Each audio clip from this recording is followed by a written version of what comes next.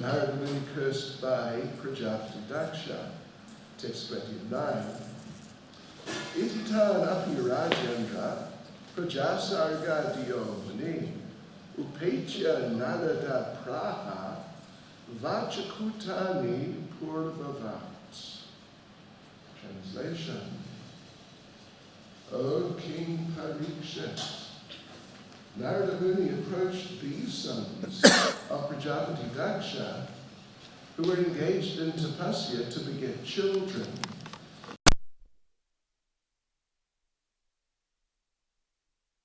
Spoken to their elder brothers. There is no purport. We will read verse 30 also. Dakshayana samrishnuta gadato nigamam mama anvicha tanu padavim bratrinam bratri vatsala. Translation. O sons of Daksha, please hear my words of instruction attentively. You're all very affectionate to your elder brothers, the Haryashvas. Therefore, you should follow their path. Purport by Srila Prabhupada.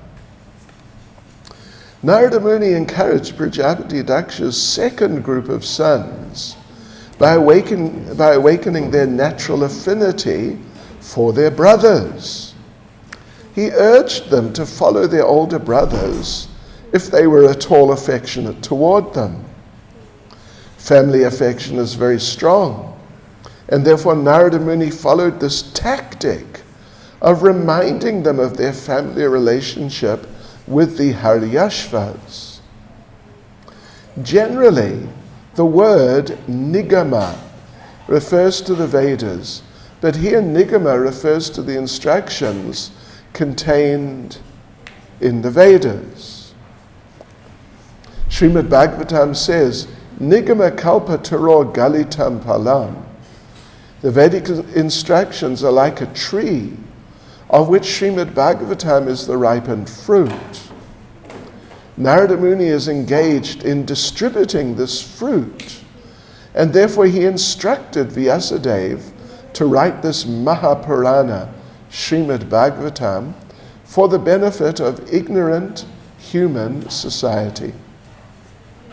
Anato pashamam sakshad bhakti yoga madhoksaje lokasya janto vidvams chakre satvata samhitam, which means the material miseries of the living entity, which are superfluous to him, can be directly mitigated by the linking process of devotional service.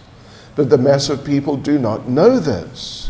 And therefore the learned Vyasadeva compiled this Vedic literature, which is in relation to the supreme truth.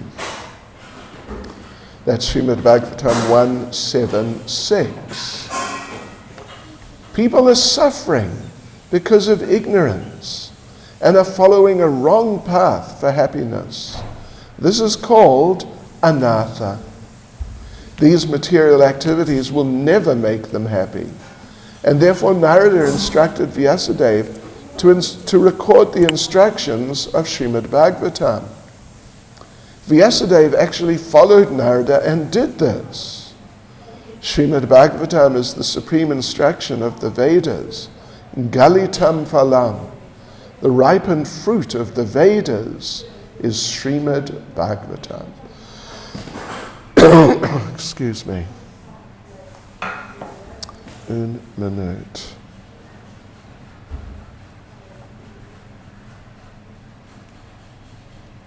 Un or un?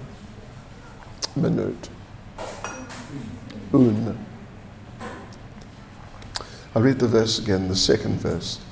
Dakshayana samrishnuta gadato nigamam mama anvicha tanu padavim bratrinam bratri vatsala. O sons of Daksha, Please hear my words of instruction attentively.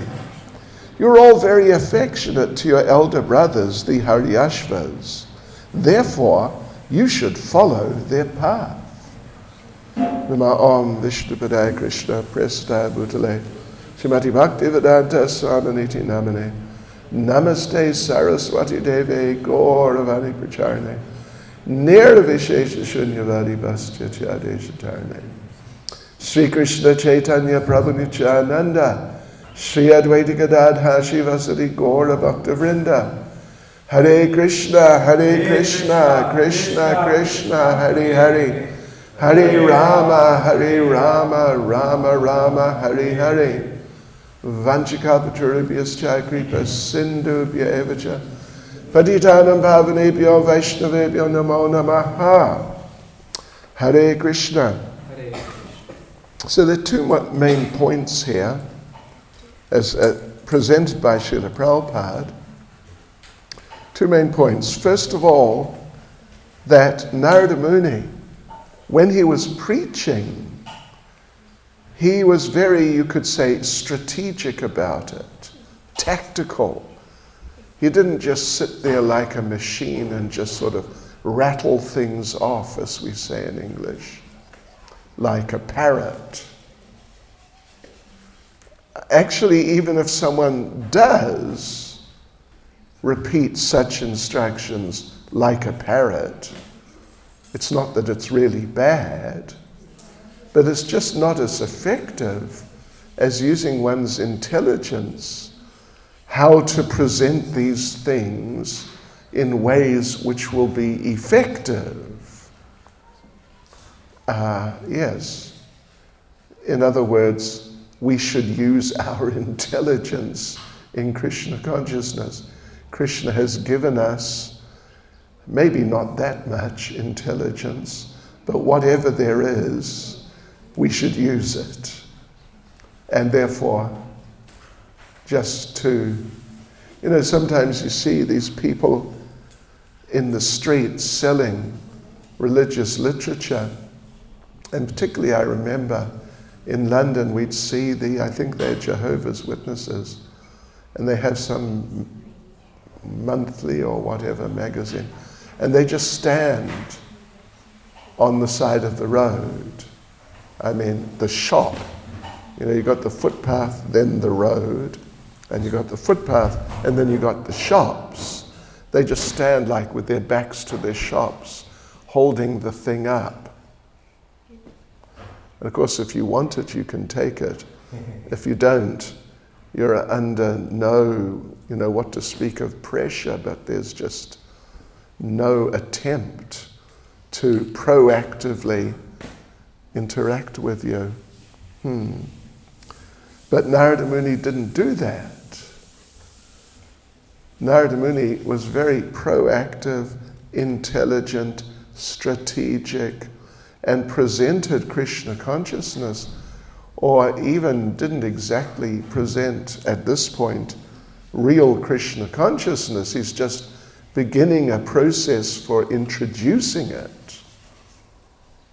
But he did it in a very intelligent way, so as to stimulate them, so that when they came to the point, or when he came to the point of saying, look, this is Krishna conscious, and this is not, and what you're doing is not, so therefore you should do something else, and now I'll explain what you should do. That's sort of like more direct form of Krishna consciousness.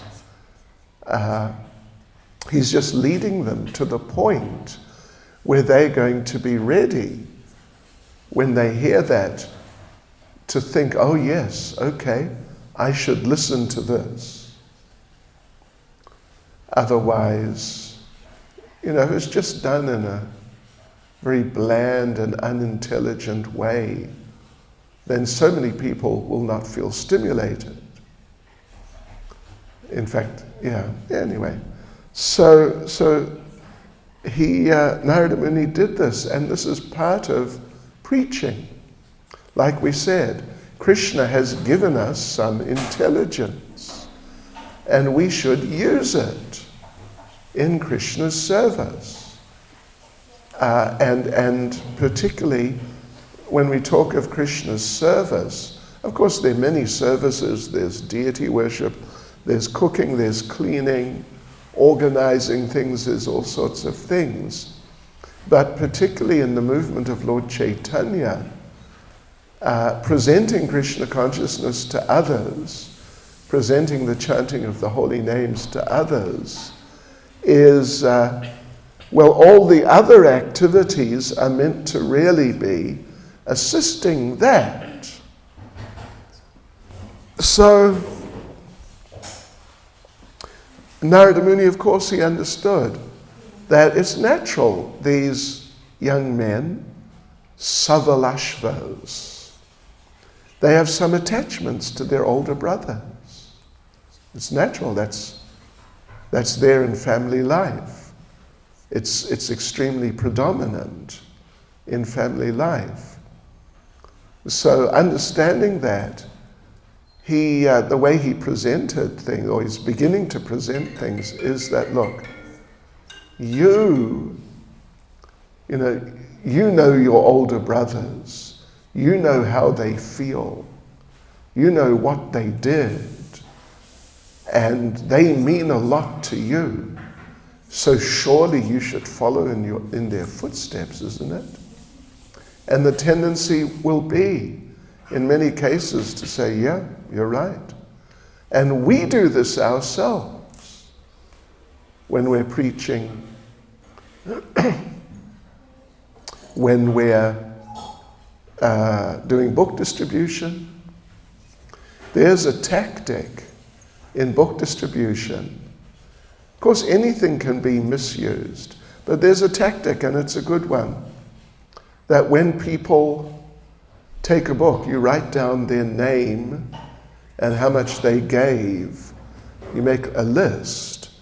And so then when the next person comes, you can show them, look, so many people from around here have taken books, and this is how much they've given, so you should do it. And it stimulates people. We had a problem once. Anything can be misused. Even the best things, even the chanting of the holy names, in and of itself can be misused. Chanting for material gain or, in different ways. But there was this devotee who was doing exactly that. But the thing was, if someone would give, for example, 5 rands, the local currency, it's sort of, 10 or 15 rupees. So someone would give 5 rands, he would add a 0. So such and such gave 50 rands. So one day, one Muslim, staunch Muslim, he stopped him and made a sort of proposal that we're doing charitable work. And one other Muslim, a few minutes before, a little before, had given 5 rands, and he'd added a 0. And he said, look, the Muslims are also giving, see? And here's the man's name. See, he gave 50 rands. And the man said, really? He's a close friend of mine. And right there on the street, he phoned the fellow. You gave 50 rands, did you? So it's a good thing, is it? And the man said, wait a minute.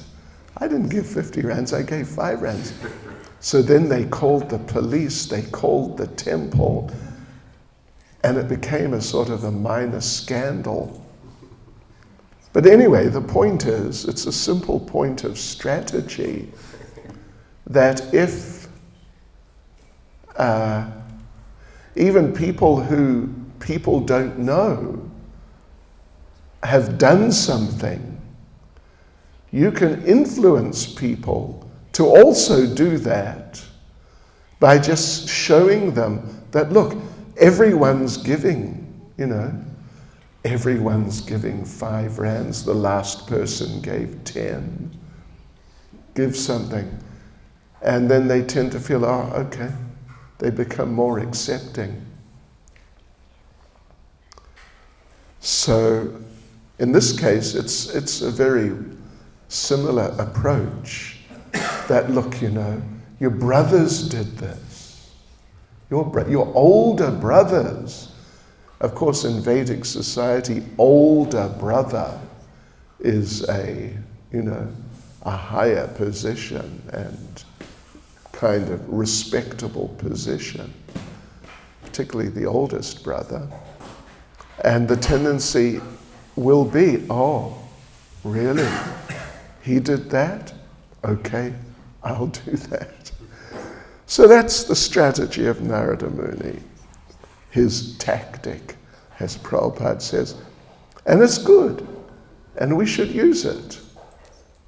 Because, we should use it nicely, not in a misleading way. But yes, we should use it. So then Prabhupada goes on to a much more technical type of point, that in the verse, this is 6th Canto, Chapter 5, verse 30, that we're looking at, the word nigama is used, which is translated, well, it's gadato nigamam, mama, means gadata, I'm speaking, nigama, instructions, mama, my. You should accept my instructions, nigama. But Prabhupada makes the point in the purport, and it's interesting. It's interesting. It is a bit on the technical side. That generally, Prabhupada says, generally the word nigama refers to the Vedas. But here, nigama refers to not just the Vedas, like a group of literatures, but the instructions, the specific instructions in the Vedas. And here he says, Dakshayana, O sons of Daksha, some Srinuta, please listen attentively, Nigamam Mama, to my instructions. In a little technical sense, it is interesting that this is Srimad Bhagavatam. And some people who are very into the Vedas and things which are Vedic feel that the Srimad Bhagavatam and the Puranas and the Itihasas like Mahabharata, which includes Bhagavad Gita, that they're not really Vedic. They're like post-Vedic, following in the footsteps of the 4 Vedas, but not in the classic sense exactly Vedic. This is particularly what they called Arya Samaj. I imagine you have them in Maurice. Reunion, I don't know. Less likely, but it could be. You've heard of Arya Samaj? Well, they're more North Indian, of course. Anyway, whatever. So, but here you must have Arya Samaj, isn't it? And they're into the Vedas. And the Vedas means the 4 Vedas. Rig, Sama, Yajur, and Atharva Vedas, specifically. And those 4 Vedas prescribe fire sacrifice. As a result, the Arya Samaj are very into fire sacrifice.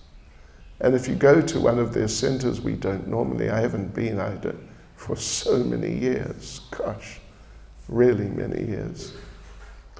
But you'll find, in many cases, there is the Yajna Havan Kund sort of permanently there.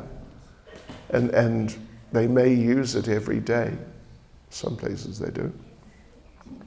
So, but now Narada Muni is saying that Gadato nigamam mama, listen to my instructions, nigama, specifically instructions, which are here in Srimad Bhagavatam. So he's using the word nigama specifically in the context of Srimad Bhagavatam, which means Srimad Bhagavatam is Vedic. Narada Muni is a great, great authority, way beyond Swami Dayanand. You heard of Swami Dayanand? He's the man from the Arya Samaj. He's the founder, as I recall. Swami Dayanand says that only the 4 Vedas are Vedic. And when he says that, he means if you know anything about the structure of Vedic literature, the Samhita sections, the other sections of the 4 Vedas, the Brahmanas, Aranyakas, and Upanishads, he also takes to be non-Vedic in the strict sense of the term. They're like supplementary, not actually Vedic. So, but Narada Muni, who's way more authoritative than Swami Dayanand, he is saying here, these instructions I'm giving to you right now, which are not exactly part of the 4 Vedas, there's something else. This is nigama. No, it's okay. This is nigama. It's like very authoritative Vedic instruction. And then Prabhupada goes on to elaborate on the position of Srimad Bhagavatam. He quotes, what's the verse? I forget actually, but it's right at the beginning. It's in the first chapter. Nigama kalpa taror galitam palam. Nigama kalpa taror. Kalpa taru, which according to, a little bit of Sandhi, the way the endings of words change, according to different grammatical arrangements, kalpataru becomes kalpataror. So, Srimad Bhagavatam is nigama kalpataror. The wish fulfilling, the fruit, phalam, the fruit of the nigama kalpataror, the tree, the wish. Well, kalpa means tree, and taru means it fulfills desires. Well, no, kalpa means tree. Wait a minute. Anyway, kalpa taru, kalpa vriksha. Kalpa means desire, and taru or vriksha means tree. So Srimad Bhagavatam is nigama kalpa taror galitam palam, the ripened fruit of that kalpa taru, that wish-fulfilling tree of nigama, Vedic instruction. And this is Narada Muni speaking, so it's very authoritative. Sometimes, we use this term more than kalpataru. We use the term kalpavriksha. I'm sure you've heard. In Vrindavan, all the trees are kalpavriksha. They're wish-fulfilling trees. But sometimes devotees say they're kalpavriksha trees, which if you translate it means wish-fulfilling trees. It's just a funny little grammatical thing. Wish-fulfilling trees, because vriksha means trees. Kalpa vriksha trees means wish-fulfilling trees. Anyway. So Nigama Kalpataro Galitam Palam, Srimad Bhagavatam is described right in the beginning as the phalam, the fruit, ripened fruit of that wish-fulfilling tree. Means the best, the topmost. Just like Prabhupada would say, when you got mangoes, then the mango tree, obviously it's got sides, and the sun is coming from one side in the morning, and later on it moves, and then the other side is exposed to the sun. So, the sun is what really enhances the mango. Any fruits which are not exposed to the sun, like, they grow vegetables in greenhouses, glass houses, and they just don't taste the same. I mean, it's better than nothing, but they definitely don't taste the same as really naturally produced vegetables because they're not exposed to the sun. They're also not exposed to the moon. Yeah. So, but the fruit, in the case of a tree, the fruit which is right on the top, then it's exposed to the sun and the moon all the time, except right during the night.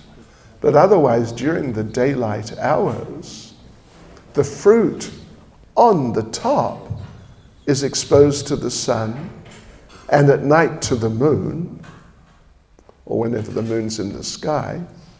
So it's really getting empowered. So that fruit is the best fruit, the most tasty and full of vitality, and so on like that. So Srimad Bhagavatam is in the same position.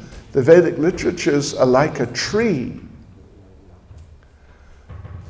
But the Bhagavatam is like that, the ripened fruit on top of the tree, which is just getting exposed to and just absorbing the nectar of the Supreme Personality of Godhead. Therefore, Vyasadeva compiled Srimad Bhagavatam for the people in general. As, of course, the chanting of the holy names is there, which is the main thing, is so important. But even if people chant the holy names, but they don't read Srimad Bhagavatam, at least it'll be much more difficult. At least. Even if they're chanting and really trying to chant nicely, without reading Srimad Bhagavatam, it will definitely be very much more difficult. Not impossible, but very much more difficult. Therefore, we see at the end of Madhya Leela, Chaitanya Charitamrita, it's in the last, not exactly the last verse, but the last several verses, few verses. Srila Prabhupada makes the point, well, Krishnadas Kaviraj Goswami, the author, has been saying how wonderful are the pastimes of Lord Chaitanya and of Lord Krishna and the Bhagavatam and all this. And in that context, Prabhupada says that, yes, we have produced all of our books, particularly Bhagavad Gita, Srimad Bhagavatam, Chaitanya Charitamrita, Nectar of Devotion. He mentions these four. And he says that any member of ISKCON who does not read all these books, in due course will end up eating and sleeping and falling down from Krishna consciousness, even if they're members already of ISKCON. So of course the foundation really is the chanting of the holy names, but studying Srimad Bhagavatam is also really vital part, particularly if one wants to progress very positively. Reading Srimad Bhagavatam, Chaitanya Charitamrita, etc. They are very essential, actually, for one's progress. Yes, so Srimad Bhagavatam then, Narada Muni is going to preach to them just a couple of verses, and you'll see. Anyway, we'll read tomorrow. Oh no, we're in the temple tomorrow. Okay, so anyway, at some point we'll carry on and read what Narada Muni actually said, not just this sort of, trying to stimulate them that, look, your brothers did it, so you should also do it. But actually what he said, how he preached Krishna consciousness to them. Hare Krishna. Srila Prabhupada ki. Welcome to Sundarlal Prabhu. Sundarlal Maharaj. If he just carries on nicely. Okay, any comments or questions? Yes. In the beginning of the class, you mentioned about how Narada Muni in a way preaches to Swaraj. Yes. There is also another consideration is that, like Prabhupada mentioned that just go out and preach, and Krishna will give you the help. Yes. So, balance the two. Yeah. Preach and Okay. Yes. That's there. I mean, Prabhupada did say that sort of thing to some degree. But the thing is this, that, like for example, if we read Bhagavad Gita chapter 10 verse 10 and 11, both very, very significant verses and well known and just important. In there, Krishna is saying that, like 10:10, to those who are constantly devoted to serving me with love, I give the understanding by which they come to me. So in the purport, Prabhupada makes the point that even if a person is even not intelligent enough, well, he actually says not intelligent enough, or, we could expand perhaps, just not in a position to take advantage, in a nice sense, of the literatures. Maybe they don't have the literatures available to them if they are geographically isolated. Or maybe they don't understand the local language or something. Or they're illiterate. In the Western world, it's unusual to find someone who's illiterate. But in, particularly third world, you find people who are illiterate.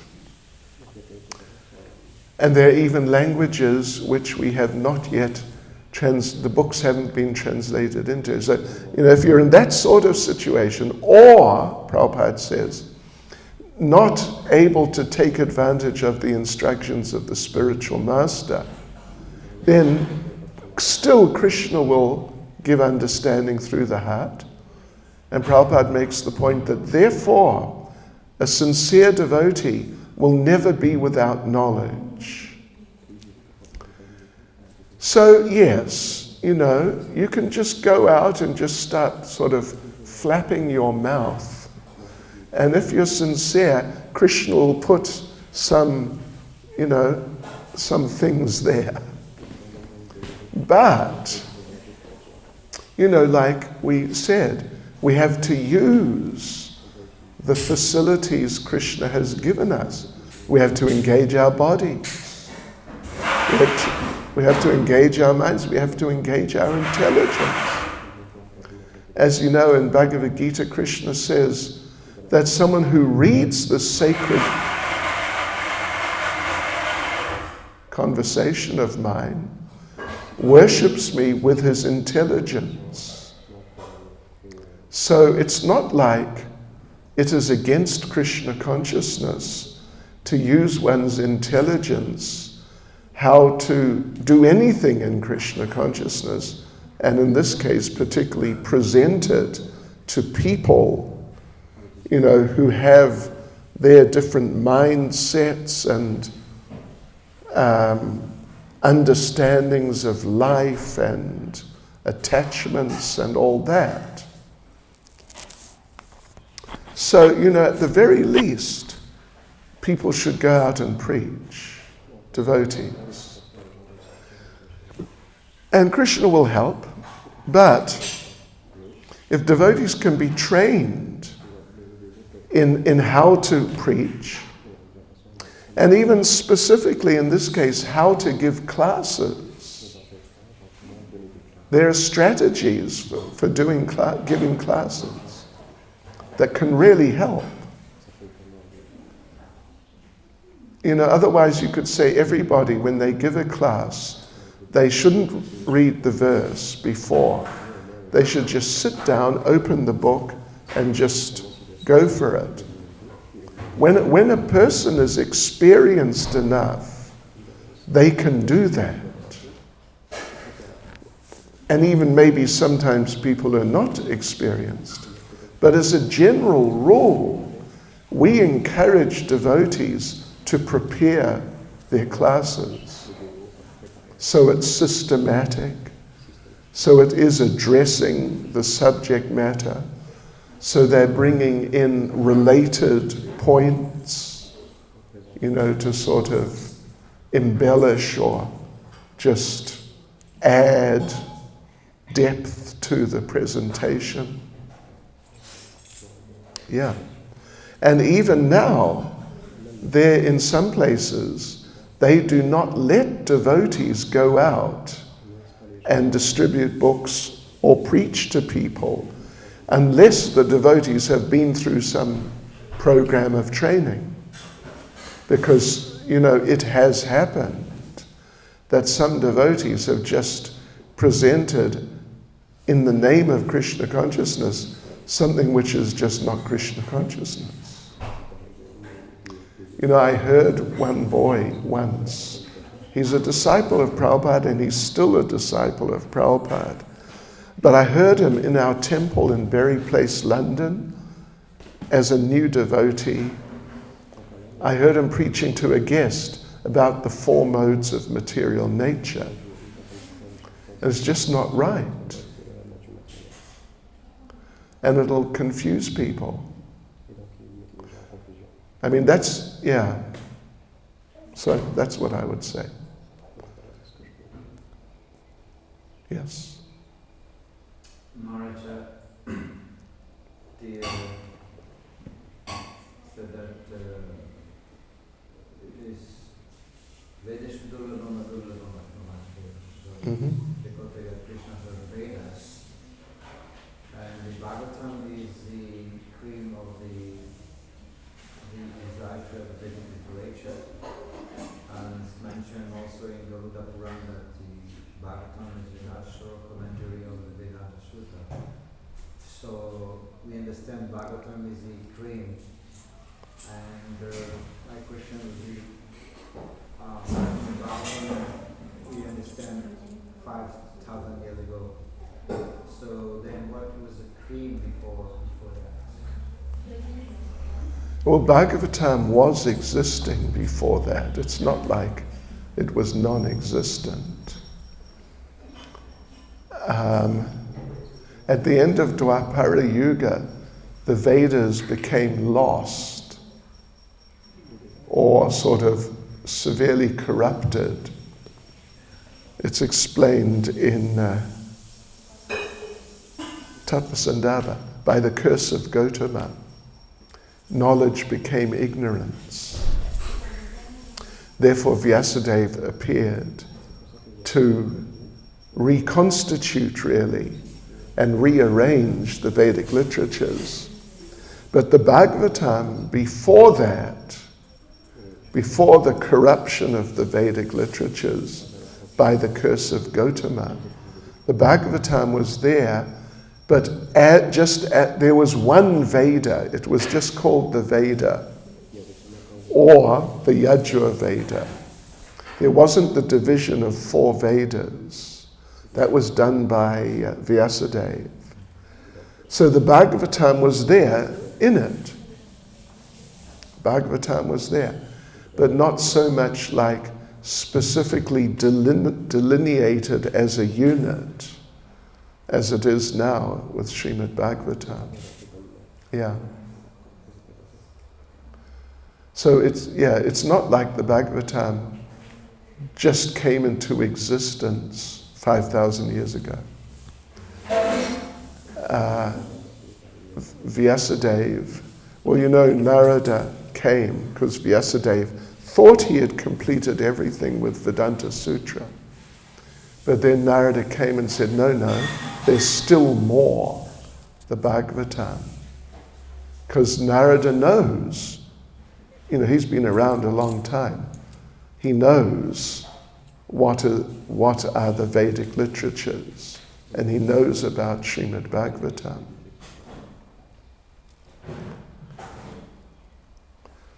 So Vyasadeva's compilation to that point had not been a complete compilation of the actual texts which had existed before.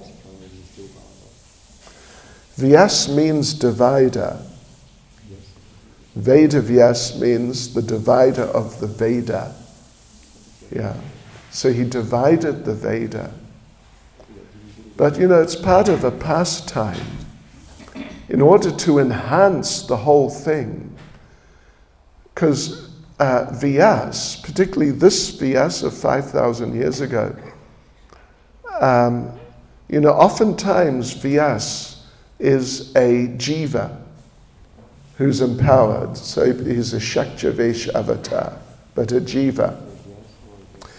At least Jiva Goswami in Tattva Sandarbha makes the point and gives at least 1 or 2 quotations to establish it, that this Vyas is actually the Lord. The previous Vyas was Parashara. In the previous, Dwapara, end of Dwapara Yuga, before, was Parashara Muni. But now he quotes, I forget exactly what, we'd have to look, that this Vyas now is Sakshad Narayan. It's directly Lord Narayan. So, Sakshad Narayan, he doesn't become confused and forget the most important thing. It's a pastime of the Lord's to facilitate bringing out this essential matter. Just like Arjuna is one of the greatest pure devotees, eternal associate, and such people don't become confused about whether we should do what Krishna says or not. They just don't. But it's presented in that way just to bring it out, to emphasize, so that it'll be easier for people to relate to. So same with Narada coming and preaching to Vyas.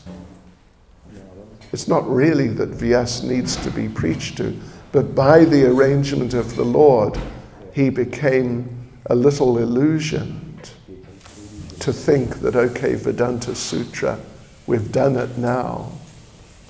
I mean, that is some confusion, actually, to think that Vedanta Sutra is it. So Narada came and preached and brought out many important points so that people, when they read Srimad Bhagavatam, it'll be clearer to them, oh yes, actually the Srimad Bhagavatam has a really unique position. Is that okay? Hare Krishna, Hare Krishna. Srila Prabhupada ki. Jai.